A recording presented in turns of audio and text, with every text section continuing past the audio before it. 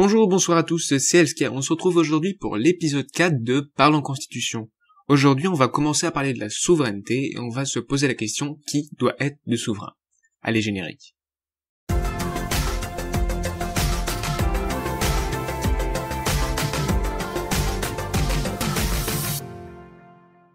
Bien, donc quelques définitions d'avant-propos, quelques définitions pour pouvoir aborder ce sujet en toute sérénité, en comprenant de quoi on parle. Donc tout d'abord, bien évidemment, donc là, juste avant, j'ai marqué que toutes les définitions qui se terminent par un astérisque sont des définitions de cette source, donc Gérard Cornu, 2020. Donc le vocabulaire juridique, association et capitan, 13e édition, presse universitaire de France. C'est juste pour éviter de le remarquer à chaque fois. Donc, première définition, souveraineté. Alors, d'après le Larousse, la souveraineté est le pouvoir suprême reconnu à l'État, qui implique l'exclusivité de sa compétence sur le territoire national. On parle alors de souveraineté interne. Et son indépendance absolue dans l'ordre international, où il n'est limité que par ses propres engagements. On parle de souveraineté externe. Dans notre cas là, quand on va parler de souveraineté, on parle de souveraineté interne. Donc, cette souveraineté, c'est le caractère suprême d'une puissance qui n'est soumise à aucune autre. C'est le caractère d'un organe qui n'est soumis au contrôle d'aucun autre et se trouve ainsi investi des compétences les plus élevées. Donc c'est la souveraineté dans l'État, la souveraineté interne. Vous comprenez donc que le souverain, donc celui qui la souveraineté, c'est en quelque sorte le pouvoir absolu, le pouvoir suprême. C'est celui qui décide en dernier ressort, comme je l'ai marqué à la fin, celui qui a la compétence de sa compétence. Plus spécifiquement, la théorie du régime représentatif attribue d'un être, nation ou peuple qui font l'autorité des organes suprêmes de l'État, c'est ça qui est important, donc c'est pour ça que c'est le caractère suprême d'une puissance qui n'est soumise à aucune autre, c'est le pouvoir suprême, absolu. Absolu dans le sens où la souveraineté est pensée en théorie, notamment par des penseurs français, ça nous intéresse pas, mais la souveraineté est donc absolue, elle est indivisible, elle est unique. Il n'y a qu'un seul souverain. Car si la souveraineté était partagée, elle ne serait plus souveraine, elle ne serait plus suprême, dans le sens où, en étant partagée, elle est également soumise à une autre partie. Ça n'a pas de sens une souveraineté partagée. En tout cas, pas dans ce cas-là. Même si le terme de souveraineté est beaucoup plus complexe, notamment dans le cas de la souveraineté externe, donc dans l'ordre international. Bref, donc, c'est avoir la compétence de sa compétence, comme le dit Georges, comme l'a écrit Georges Jelinek. Je sais pas comment on le dit en allemand, puisque c'est un auteur allemand qui donc parlait du coup de competence. Donc avoir la compétence de sa compétence, en étant suprême, en décidant, la souveraineté, en ayant la possibilité, la puissance qui n'est soumise à aucune autre, je décide du coup de ma propre compétence. Donc pour mieux comprendre ça, du coup la personne qui détient la souveraineté, c'est le souverain. Il détient la souveraineté dans l'État, comme le peuple, selon le principe démocratique. C'est donc l'autorité qui décide au dernier ressort, qui décide de sa propre compétence, qui n'est soumise à aucune autre. Comme le dit si bien le Larousse, juste ici. Maintenant nous allons parler de légitimité, car on va commencer à aborder le thème de la légitimité, la notion de légitimité, notamment juste après, dans la première partie. Alors, qu'est-ce que la légitimité? Même si on va le revoir dans plein d'épisodes, la légitimité, c'est ce qui est conforme à l'équité, ce qui est fondé sur le droit naturel, la morale, la loi divine, selon le Centre national des ressources textuelles et lexicales que j'ai déjà beaucoup utilisé. En tant que site pour différentes définitions dans les épisodes précédents, vous le connaissez maintenant. Bref, donc, c'est aussi quoi? C'est la qualité d'un pouvoir d'être conforme aux croyances des gouvernés, quant à ses origines et à ses formes. Selon le Larousse, la conformité d'une institution à une norme supérieure juridique ou éthique, ressentie comme fondamentale par la collectivité qui fait accepter moralement et politiquement l'autorité de cette institution, Donc ce n'est pas à confondre avec l'égalité. Ce qui est légitime, c'est ce qui est conforme soit à l'équité, soit au droit naturel, soit à la morale, soit à la loi divine, soit au droit positif également, ce qui est conforme aux croyances des gouvernés. La légitimité, c'est donc la croyance, quelque chose de légitime, c'est lorsque les gouvernés croient, les administrés croient que les origines, les formes, les fondements de l'action de quelqu'un, de sa compétence, de sa place est fondé. Est-ce que je veux dire? Selon différentes choses par rapport à un droit positif, donc comme on l'a dit, à l'équité, à un droit naturel. Le droit positif, donc c'est les lois, les règlements, etc. La morale ou les lois divines, peu importe, c'est de la légitimité. Ce qui fonde la compétence, la raison, la légitimité. Je pense que vous avez compris. Il faut que j'aille plus vite dans mes épisodes. Je suis bien au courant. Alors, maintenant, le peuple. Parce qu'on va utiliser également la notion de peuple et également la notion de nation qu'on verra juste après. Alors, le peuple, c'est l'ensemble de personnes, c'est un ensemble de personnes vivant en société sur un même territoire, et unies par des liens culturels des institutions politiques, comme par exemple le peuple français. Cette définition est assez intéressante, même si elle est plutôt limitée. Autre définition, donc du vocabulaire juridique de Gérard Cornu. Ensemble des individus soumis à un État, totalité des personnes formant la population d'un même État et soumises ensemble à son autorité. C'est assez intéressant car là on a un point de vue plus politique, plus on retrouve la notion d'État qu'on avait déjà vue précédemment. Et donc, ça reste dans cette idée que le peuple français, donc c'est l'ensemble des personnes qui sont gouvernées par l'État français. Dans notre cas, dans le cas de la France bien sûr. Également un peuple canadien, un peuple britannique, un peuple chinois, un peuple... Bref, vous avez compris. La définition suivante est toujours celle du vocabulaire juridique de Gérard Cornu, mais elle est un peu plus compliquée, surtout plus complète. Ensemble des individus composant une nation. Alors là, c'est parce que des fois le terme de peuple est confondu avec nation. Confondu pas dans le sens où ils sont ignorants de la distinction, peut-être, mais ça peut être tout simplement parce que les deux termes sont assez semblables, même s'il y a des différences, notamment en théorie, pour parler de différents types de souveraineté qu'on verra juste après. Donc, ensemble des individus composant une nation, ensemble de personnes ayant en commun certains caractères qui les distinguent des autres hommes et peuvent amener à souhaiter qu'ils aient en propre leur état, choisissent librement celui auquel ils se rattachent. Ça nous sera probablement utile. Cette idée-là que... ça ne nous sera pas utile ici, cette idée que les peuples peuvent s'autodéterminer, donc les droits des peuples à disposer d'eux-mêmes. Ça peut être intéressant, mais c'est pas utile dans le cas de la souveraineté, plutôt. On pourra peut-être se poser une question avec ça plus tard. Pourquoi pas. Bref. Donc le peuple, c'est les gens qui habitent sur le territoire, qui sont gouvernés par un État. Pour résumer. La nation, c'est pas tout à fait la même chose. Dans la théorie classique de la souveraineté issue de la Révolution française, personne juridique titulaire de la souveraineté, qui en conserve l'essence et en délègue l'exercice aux représentants.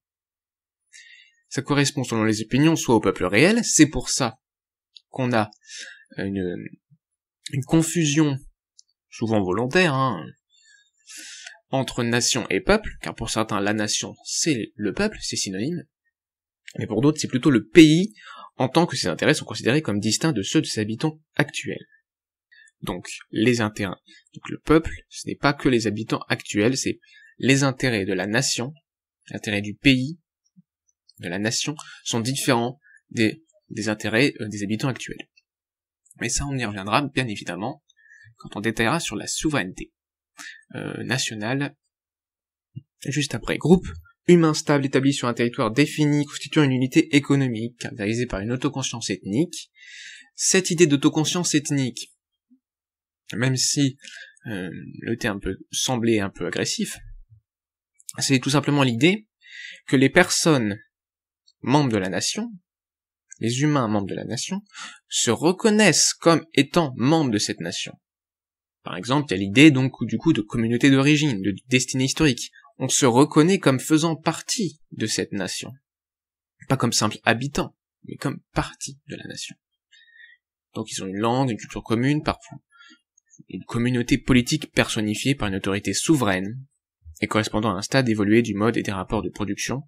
Ça, c'est notamment pour parler d'État-nation, qui est légèrement différent. L'entité abstraite, collective et indivisible distingue des individus qui la composent et titulaire de la souveraineté. Donc cette définition du Larousse est assez synthétique et reprend un peu la première définition de nation qui est juste au-dessus. Donc entité abstraite, collective et indivisible, donc ce n'est pas le peuple. C'est une entité qui représente le pays, si vous voulez. C'est une entité qui est différente, qui est abstraite du coup, forcément. Collective, car c'est l'ensemble des personnes, mais plus que ces personnes, hein. Donc un intérêt différent de l'ensemble des personnes, qui est donc indivisible, par définition, puisque c'est une entité abstraite qui représente le pays, qui est forcément indivisible, en tant que, en quelque sorte, personnifiant, titulaire, donc souverain. C'est la nation qui est souveraine. En tout cas, dans la théorie de la souveraineté nationale qu'on verra après. Mais d'abord, j'aimerais revenir sur l'idée d'un souverain héréditaire. Quelle est sa légitimité? Alors, la légitimité d'un souverain héréditaire est principalement traditionnelle, et c'est assez discutable. En effet, un souverain héréditaire, sa légitimité est traditionnelle parce qu'on a toujours fait comme ça, parce que c'est comme ça, parce que ça vient, c'est une tradition. Et c'est assez discutable, car le souverain héréditaire, le souverain ne devrait pas avoir sa seule légitimité comme traditionnelle, c'est insuffisant, même si ça peut avoir un intérêt, dans le sens où la tradition peut permettre une certaine stabilité des institutions, en rajoutant une certaine couche de légitimité, si vous voulez, mais elle ne peut pas être suffisante, surtout pour un niveau aussi important. J'aimerais également revenir sur le roi de droit divin. Le roi de droit divin, c'est le roi et le ministre de Dieu sur terre. C'est ce qu'on avait sous l'Ancien Régime en France. Du coup, si le roi est ministre de Dieu sur terre, le souverain, c'est Dieu. Or, Dieu ne saurait être souverain dans un État laïque, même si on reviendra sur la laïcité, notamment lorsqu'on parlera des différents, de la garantie des droits. Je pense qu'on reviendra dessus, oui. On reviendra probablement dessus aussi dans d'autres épisodes. Mais Dieu donc ne saurait être souverain dans un État laïque. Et pourquoi pas un souverain héréditaire, du coup? Pourquoi pas un souverain par hérédité? Même si elle a la légitimité traditionnelle, qui est discutable, elle n'est pas suffisante, comme je l'ai dit. Mais il n'y a pas que ça peut pas être le seul argument. Car s'appuyer sur une légitimité traditionnelle, ça peut, si on n'a rien d'autre, être suffisant. Bien évidemment, puisque notamment la légitimité traditionnelle, la légitimité, disons, religieuse, sur l'Ancien Régime a marché pendant très longtemps. Alors pourquoi pas un souverain par hérédité? Parce qu'il y a nécessité d'une croyance en la supériorité héréditaire. Supériorité héréditaire, qu'elle soit génétique ou sociale, peu importe, l'hérédité génétique ou sociale. Bon, je pense qu'on va plutôt parler d'hérédité sociale, mais même, parce qu'hérédité génétique c'est assez controversé, et disons surtout réfuté par la science, on va pas dire, ça ne semble pas concevable de dire que leur capacité à gouverner pour ces souverains se transmettrait de gène en gène, mais on pourrait imaginer qu'elles se transmettent socialement, par l'éducation notamment, de la famille royale par exemple, ou dans une oligarchie, donc dans un endroit, dans une espèce d'aristocratie, là où il y a un groupe qui domine, un groupe qui est souverain, pas l'ensemble de la population, pas le peuple, mais seulement un groupe, comme une classe, une caste ou quelque chose, qui dominerait, et qui transmettrait socialement par l'éducation, par la socialisation auprès de sa famille, aux générations suivantes, donc par l'hérédité sociale, avec l'éducation, qui transmettrait la compétence. On peut l'imaginer. Mais il faut qu'il y ait une croyance de la part de la population, pour éviter les troubles notamment, en cette hérédité sociale, et en cette supériorité de ce fait héréditaire. Du coup, ça pose problème, notamment parce que cette croyance doit s'appuyer notamment bien sûr sur la tradition, les légitimité traditionnelle, mais elle s'accompagnerait bien sûr d'une croyance en leur supériorité, notamment intellectuelle, et en tout cas pour gouverner. Ce qui peut conduire notamment à l'impossibilité de changement. Car tout changement, toute remise en cause de ce système, du souverain, en tant que caste, ou en tant que personne, peut poser des problèmes. Puisque du coup, il n'y aurait plus la croyance. Ce qui peut conduire à une non-remise en question des institutions. Mais il peut aussi y avoir exactement le contraire, et ça c'est le problème. C'est que la Constitution peut être également au bon vouloir de ces personnes, de ces souverains, ou de ce souverain, qui l'acquiert par un droit de naissance. C'est un droit qui lui revient par naissance, par hérédité. Et ça peut poser d'énormes problèmes d'instabilité, alors que de l'autre coup, bien sûr, s'il y a une croyance qui bloque, ça peut poser un problème d'adaptabilité et de remise en question des institutions, ce qui pose un problème, surtout si on imagine qu'il faut qu'il y ait un recours, qu'il faut qu'il y ait une recherche de la vérité, une recherche du bien commun, de l'intérêt général, et une recherche de comment faire pour que la société soit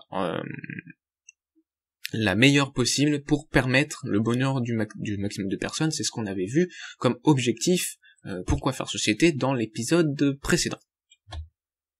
Eh bien, maintenant on va parler plus spécifiquement de la souveraineté populaire et de la souveraineté nationale. C'est pour ça que j'ai autant détaillé toutes les définitions au début pour pas y revenir trop maintenant. Donc le peuple, ce n'est pas la nation. C'est pour ça qu'on distingue, en tout cas en théorie, les deux. Et du coup, qu'est-ce que la souveraineté populaire? C'est le peuple qui est souverain. Donc ce sont les personnes, l'ensemble des personnes, et du coup chaque citoyen détient une part de la souveraineté, qu'il exerce directement. Donc référendum, vote directement, notamment dans les petites sociétés. On peut l'imaginer à l'échelle d'une cité, ou d'un village, bon, ou d'une tribu, peu importe, mais là dans une tribu on n'est plus du tout dans le cas d'un État. Dans une cité, on peut imaginer que tout le monde vote. En tout cas, assez fréquemment. Ça peut être passé aussi par le tirage au sort.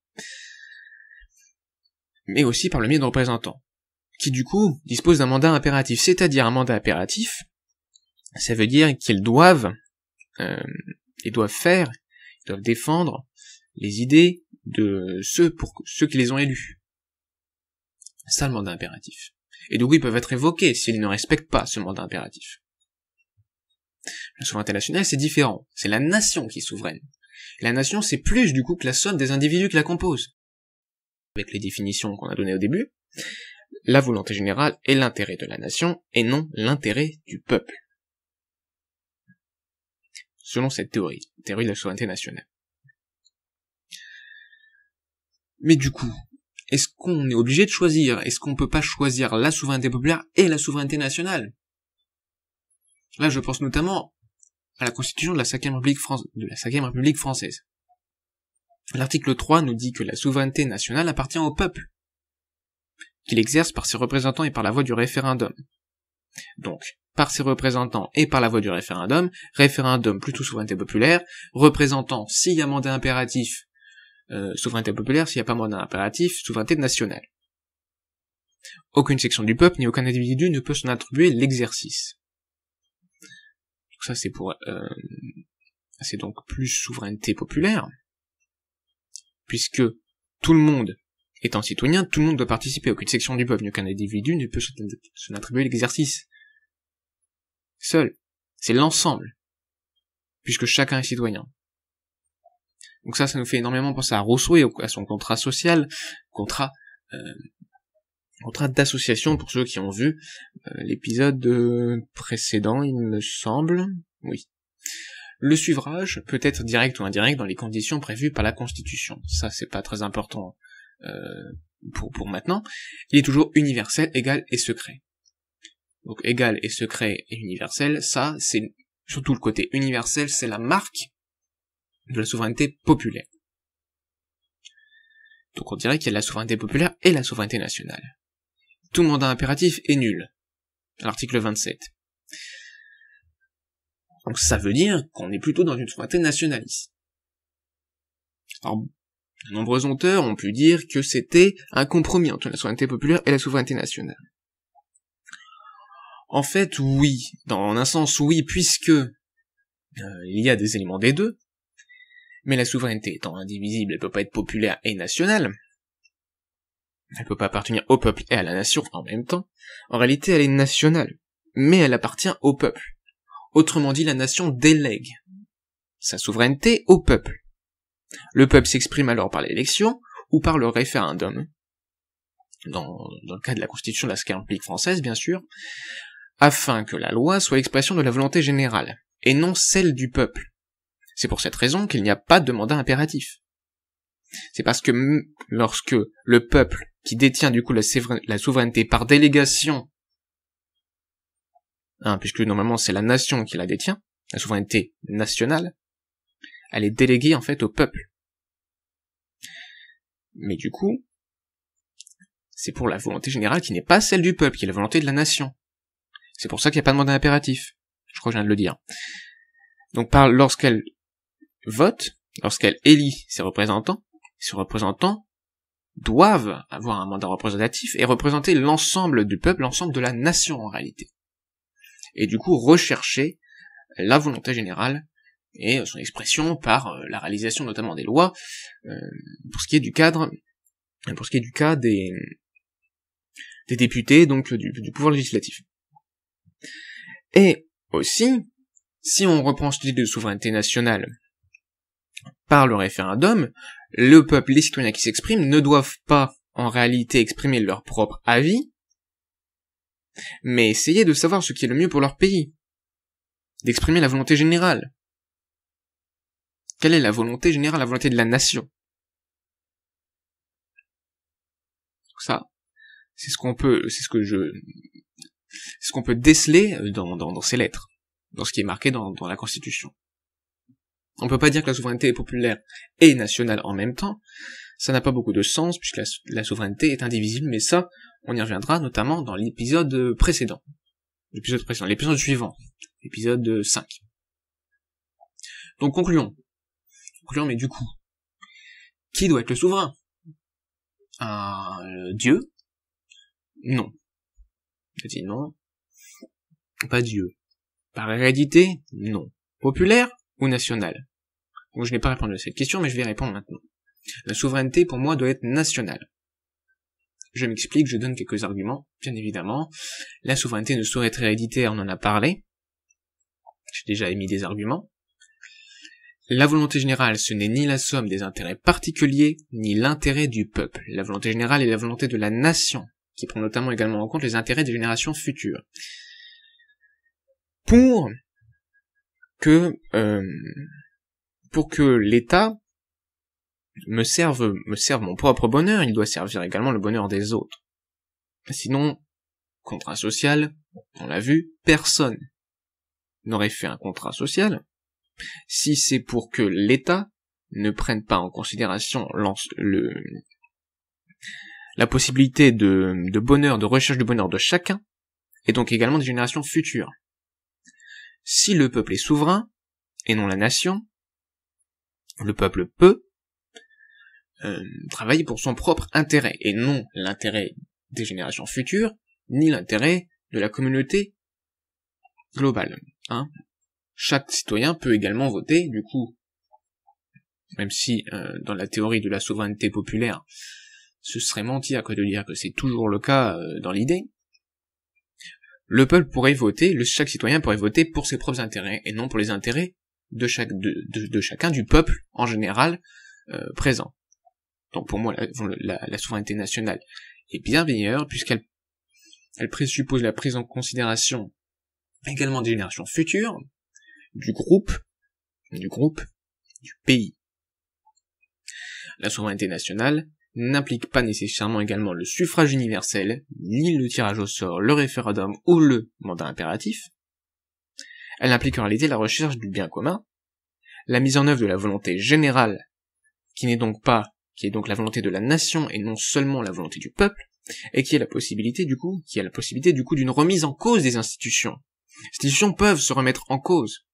On peut les remettre en cause pour justement les améliorer et trouver de meilleures institutions qui puissent nous permettre d'accomplir l'objectif de chacun, qui est le bonheur. Donc l'État doit nous permettre de trouver le bonheur.